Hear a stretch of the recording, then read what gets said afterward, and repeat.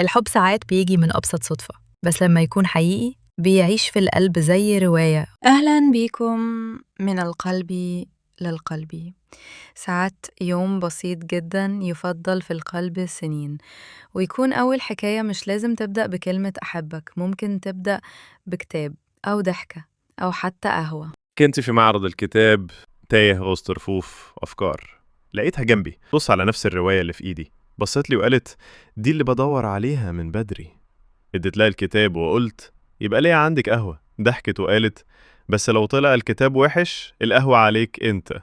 قعدنا نتكلم عن الرواية والشتاء والمزيكا، وكان في دفى غريب في الجو مش عارف جه منين.